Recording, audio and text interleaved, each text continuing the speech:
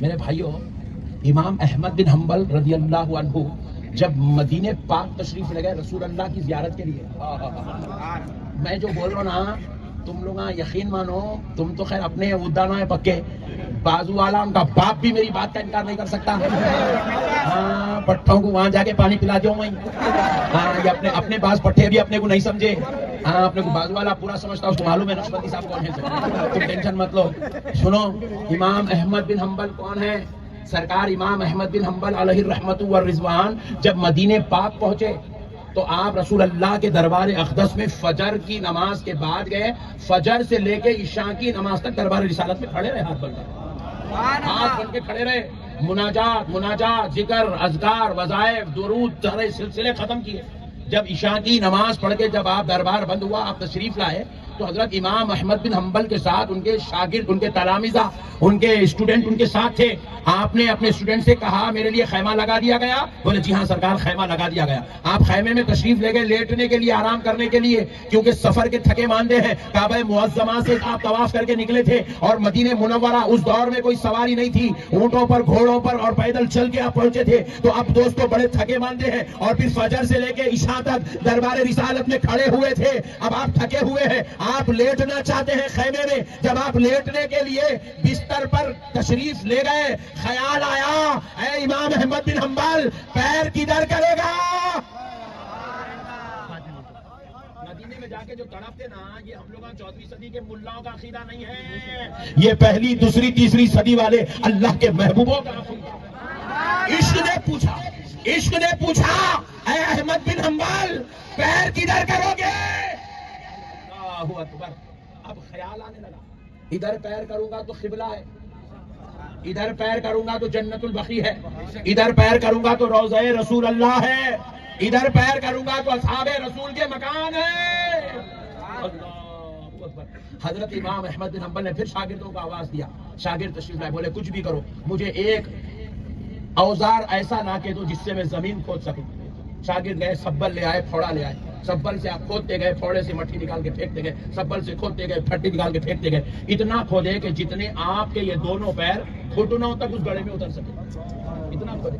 تو اس کے بعد آپ جتنے مہینے مدینے پاک میں رہے، آپ نے اپنے پیروں کو اس گڑھے میں اتارا اور زمین پہ لیٹ گئے.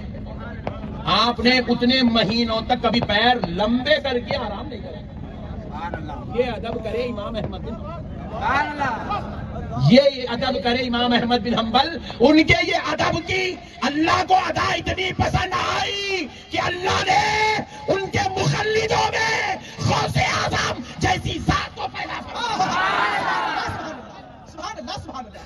یاد رکھو مسلمانوں، نعمتیں ادب سے ملتی ہے، رتبے ادب سے ملتے ہیں، درجات ادب سے ملتے ہیں، مقامات ادب سے ملتے ہیں، فضل خدا ادب سے ملتا ہے، رحمت الہی ادب سے ملتی ہے. جتنا ادب کرتے جاؤ گے اللہ اتنا سرفراز کرتا جائے. ادب اصل چیز ہے. دیکھو اب آؤ، یہ امام احمد بن حنبل تھے. اب آؤ امام مالک کی بارگاہ میں چلتے ہیں. کون ہیں وہ؟ حنبلیوں کے امام تھے، یہ مالکیوں کے امام ہیں.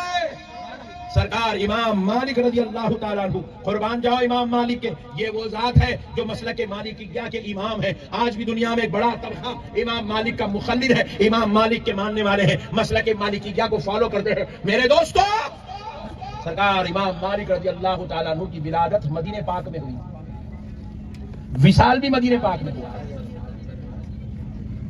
عمر کا ایک بڑا حصہ آپ نے اس زمین پر گزارا، لیکن آپ کو معلوم ہے پوری زندگی میں مدینے سے صرف ایک ہی مرتبہ باہر نکلے. پوری زندگی میں صرف ایک بار مدینے کے باہر نکلے، وہ بھی کس لیے؟ حج بیت اللہ کے لیے ایک مرتبہ باہر نکلے، حج کے لیے نکلے. جیسے ہی حج ختم ہوا فوراً پلٹ کے پھر مدینے کو آ گئے. پھر اس کے بعد آج تک بھی مدینے میں یہ ہے، مدینے کے باہر نہیں نکلے. آپ کے شاگردوں نے بار بار آپ سے کہا حضور، آپ نے جو قرآن و حدیث پر جو آپ نے تحقیق کی ہے اس کے مطابق اللہ اگر دولت دے تو بندہ بار بار حج کر سکتا ہے، آپ کیوں نہیں کرتے جبکہ اللہ نے آپ کو نعمتوں سے سرفراز کیا؟ تو امام مالک فرماتے میں اس لیے نہیں کرتا میں اس لیے مدینے کے باہر نہیں جاتا کیونکہ مجھے خوف ہے کہیں میں مدینے کے باہر جاؤں اور مجھے موت آ جائے، اور میں نہیں چاہتا کہ مجھے ایسی موت ملے کہ میں مدینے کے باہر مروں۔ میری خواہش ہے کہ میں مدینے میں پیدا ہوا، مدینے میں ہی میری میت نکلی۔ سبحان اللہ۔ اب اس خوف کے خاطر کہ باہر نکلوں گا اور کہیں میری موت واقع نہ ہو جائے، اب یہ خوف کا عالم دیکھیے، اب پوری زندگی کہاں رہے؟ مدینہ۔ زور سے بولو نا، مدینہ۔ ایسی بات سنانے جا رہا ہوں، کل جا کے بازو والے کو بولنا، ارے اندرا نقشبندی صاحب ایسا بول کے جا کے تیرے مولانا کو پوچھ بولنا۔ پیارے دوستو، کیا کرے امام مالک معلوم؟ پوری زندگی مدینے میں رہے، سنو تعجب کی بات، مگر پوری زندگی میں ایک مرتبہ بھی مدینے میں نہ پیشاب کیے نہ پاخانہ کیے۔ پوری زندگی مدینے میں رہے، مگر مدینے میں بولو براس نہیں فرمائے۔ آپ بولیں گے حضرت مدینے میں ہے، پھر مدینے میں ضرورت نہیں کرے، یہ کیسی بات ہوئی؟ مدینے میں اجابت نہیں کرے، فضلہ نہیں کرے، پیشاب نہیں کرے، یہ کیسی بات ہوئی؟ پھر کیا نہیں آتا تھا؟ کیا آتا تھا، روزانہ آتا تھا، مگر ان کے ادب کا معاملہ کیسا تھا؟ حضرت امام مالک نے مدینے کے حدود مقرر کر دیے تھے، بولے یہاں تک مدینہ ہے، یہاں تک مدینہ ہے، یہاں تک مدینہ ہے، یہاں تک مدینے کے حدود مقرر کر کے مدینہ کی جو باؤنڈری نا، جیسے اسٹیڈیم میں باؤنڈری بناتے تھے ویسے حدود مقرر کیے، کر کے بولے یہاں پر ایک پتھر رکھو، وہ پتھر پہ آپ رکھوائے، وہ پتھر پہ آپ بیٹھتے تھے، اور وہ پتھر مدینے کی باؤنڈری پر رکھا ہوا تھا، آپ بیٹھتے تھے مدینے کے اندر، اجابت اور فضلہ گرتا تھا مدینے کے باہر۔ بولے یہ وہ دھرتی ہے، اس کو اجابت بھی اس میں نہیں کرنا چاہیے۔ ایسا ادب کرے میرے بھائی، ایسا ادب کرے تو اللہ تعالیٰ ان کو ایسا بلند کرا، 1400 سال ہو گئے، 1300 سال ہو گئے، آج بھی دنیا امام مالک کو یاد کر رہی ہے، آج بھی دنیا امام مالک کی تقلید کر رہی ہے، آج بھی دنیا امام مالک کی مدح سرائی کر رہی ہے، آج بھی دنیا اپنے پردادا کا نام نہیں جانتی، مگر محبوب خدا کے محبوب کا نام امام مالک ہے، دنیا یہ جانتی۔ سبحان اللہ، سبحان اللہ۔ ادب کرنا سکھائے میرے بھائی، اسلام ادب کا نام ہے، تعظیم کا نام ہے، احترام کا نام ہے، بغاوت کا نام نہیں ہے، بے ادبیوں کا نام اسلام نہیں ہے، منکرین کا نام اسلام نہیں ہے، شرارتوں کا نام اسلام نہیں ہے، ضلالتوں کا نام اسلام نہیں ہے، محبت کا نام اسلام ہے، ادب کا نام اسلام ہے، احترام کا نام اسلام ہے، تعظیم کا نام اسلام ہے، توقیر کا نام اسلام ہے، محبت کا نام اسلام ہے، ایک دوسرے کا خیال کرنے کا نام اسلام ہے۔ سبحان اللہ، ذرا زور سے بولو، زور سے بولو، ادب۔ اب آؤ، آپ کو معلوم ہے سرکار امام اعظم ابو حنیفہ کیسا لگا؟ اچھا سنو، سرکار امام اعظم ابو حنیفہ اور سرکار امام شافعی، یہ بھی وہ جلیل القدر ہستیاں ہیں۔ آج دنیا میں ایک بہت بڑا طبقہ، بلکہ آج بھی پوری دنیا میں 80% مسلمان امام اعظم ابو حنیفہ کو فالو کرتے ہیں، ان کی تقلید کرتے ہیں۔ آج دنیا کے اندر سب سے بڑا جو مسلک ہے، اس مسلک کا نام مسلک حنفیہ ہے۔ پوری دنیا کے اندر سب سے بڑا فقہی مسلک جو ہے وہ حنفیہ ہے۔ 80% مسلمان حنفی ہیں آج دنیا کے اندر۔ سنو دوستو، اب امام شافعی اور امام اعظم ابو حنیفہ، امام شافعی کے مسلک میں ان کی تحقیق میں یہ ہے کہ اگر کوئی شخص 4 رکعت والی نماز پڑھ رہا ہو اور اتحیات میں بیٹھا ہوا ہو، دوسری رکعت میں 4 رکعت والی نماز ہے، اس میں دوسری رکعت میں بیٹھا ہوا ہے، تو امام شافعی کا مسلک، ان کی تحقیق اور ان کا فتویٰ یہ ہے کہ اگر کوئی شخص دوسری رکعت میں بیٹھا، اتحیات شریف پوری پڑھ لیا، اب اس کے بعد درود ابراہیم، حالانکہ اتحیات پڑھے بعد اس کو تیسری رکعت کے لیے اٹھنا ہے نا، مگر کیا کرا، غفلت سے بیچارہ درود ابراہیم پڑھنا شروع کر دیا دوسری رکعت میں، اللہم صلی علی سیدنا محمد وعلی آل سیدنا محمد کما صلیت علی سیدنا ابراہیم وعلی آل سیدنا ابراہیم انک حمید مجید، یہ بھی پڑھ لیا، پوری درود ابراہیم پڑھ لیا۔ اس کے بعد اس کو خیال آیا، اللہ اکبر، میرے کو تیسری رکعت کو اٹھنا تھا، میں درود ابراہیم پڑھ لیا، اٹھ گیا، اللہ اکبر، اٹھ کے کھڑے ہو کے تیسری رکعت کمپلیٹ کرا، چوتھی رکعت کمپلیٹ کرا۔ اب پوچھے امام شافعی سے، اس کو درود ابراہیم نہیں پڑھنا تھا، انہیں غفلت میں درود ابراہیم پڑھ لیا تیسری رکعت میں اٹھنے کے بجائے، اب انہیں کیا کرنا، سجدے سہو کرنا نہیں کرنا؟ امام شافعی بولے نہیں کرنا، سلام پھیر دو بولے۔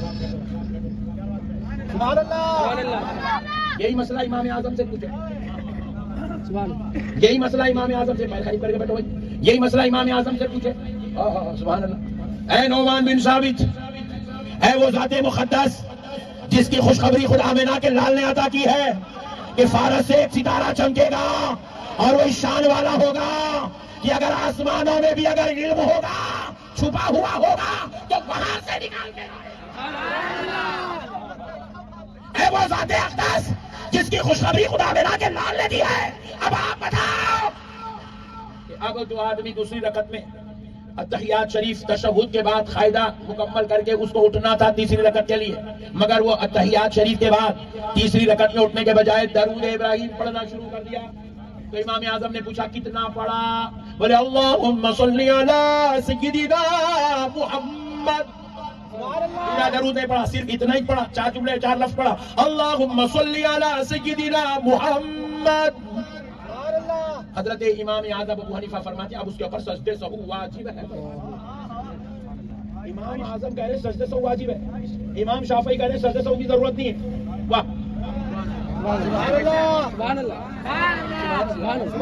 امام اعظم سے پوچھا کہ سجدے سہو کیوں لازم ہوا؟ تو امام اعظم نے کہا کیا مجال بدبخت ہے، غفلت میں میرے مصطفیٰ پہ درود کیسے پڑھتا؟ جب ذکر مصطفیٰ ہوگا تو غفلت میں نہیں، پوری عقل میں ہوش و حواس کے ساتھ حاضر ہو کے ذکر